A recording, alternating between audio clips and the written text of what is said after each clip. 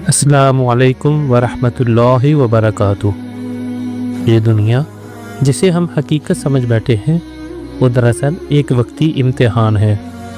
असल ज़िंदगी मौत के बाद शुरू होती है। कुरान पाक में भी साफ अल्फाज में फरमाया गया, कुल्लु नफ्सिन ज़ाइक़तुल मौत, हर जान को मौत का मज़ा चखना है। लेकिन सवाल ये है कि इस मौत के बाद क्या होता है? कब्र की तरीक़ी में क्या कैफियत होती है? बरज़ख में रूह का हाल क्या होता है? क़यामत के दिन इंसान को किस तरह खड़ा किया जाएगा? अमाल कैसे तोले जाएंगे और आखिरकार जन्नत या जहन्नम में दाखिला कैसे होगा? आइए एक एक मरहला दिल थाम कर सुनते हैं। सबसे पहला मरहला, मौत की घड़ी।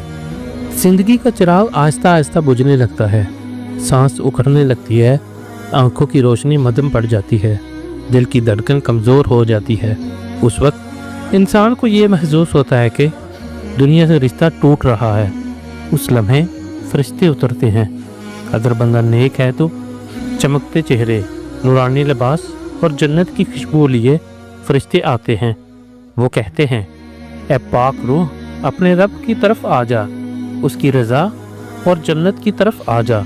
अगर बंदा गुनहगार है तो खौफनाक चेहरों वाले फरिश्ते आते हैं। इनके हाथों में आग का कपड़ा होता है। वह सख्त लहजे में कहते हैं, ए खबीस रूह, अल्लाह के गज़ब की तरफ निकला।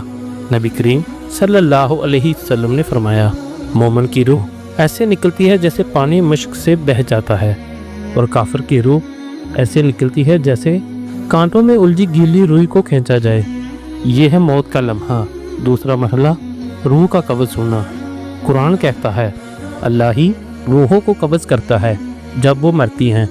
जब नेक रूह कब्ज़ की जाती है तो फरिश्ते उसे खुशबू वाले कपड़े में लपेट कर आसमान की तरफ ले जाते हैं। हर आसमान पर फरिश्ते पूछते हैं, ये पाक रूह किसकी है?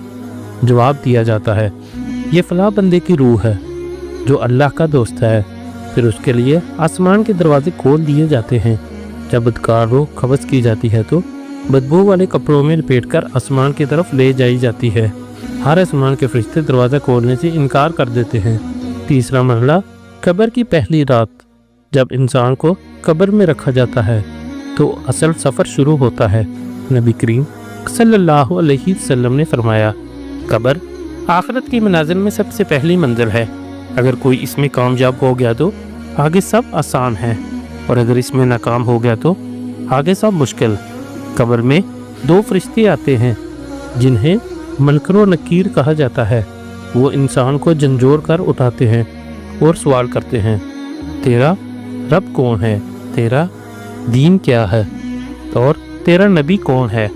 नेक रूह इत्मीनान से जवाब देती है, मेरा रब अल्लाह है, मेरा दीन इस्लाम है, और मेरा नबी मोहम्मद सल्लल्लाहु अलैहि व आलिहि वसल्लम है। रिश्ते खुश हो जाते हैं। कब्र कुशादा कर दी जाती है और जन्नत की खिड़की खोल दी जाती है। खुशबू और रोशनी कब्र में भर जाती है। यही सवाल गुनहगार रूह से किया जाता है। गुनहगार घबरा कर कहता है, मुझे कुछ मालूम नहीं। फरिश्ते सख्ती से कहते हैं, तूने ज़िंदगी में अल्लाह के दीन को न जाना न माना। फिर कब्र तंग हो जाती है, पसलियाँ आपस में जुड़ जाती हैं और जहन्नम की आग की खिड़की खोल दी जाती है। ये थी कब्र की पहली रात की हकीकत। चौथा मरहला, बरज़ख की ज़िंदगी। कब्र में क़यामत तक का वक्त इंसान गुजारता है, उसे बरज़ख कहा जाता है। नेक रूहों को जन्नत के बागों में ले जाया जाता है। वो एक दूसरे से मुलाकात करती हैं, बातें करती हैं और दुनिया में रह जाने वालों के बारे में सवाल पूछती हैं। अगर किसी को भलाई पर पाएँ तो खुश होती हैं, और अगर बुराई पर पाएँ तो गमगीन हो जाती हैं। बदकार रूहों को कैद कर दिया जाता है। वो तकलीफ में रहती हैं। इन पर अजाब की हवाएं चलती हैं। इन्हें कब्र के बिच्छू और सांप काटते हैं। कुरान कहता है, इनके पीछे क़यामत तक एक फाइल पर्दा है। पांचवा मरहला, सूर फूंका जाना।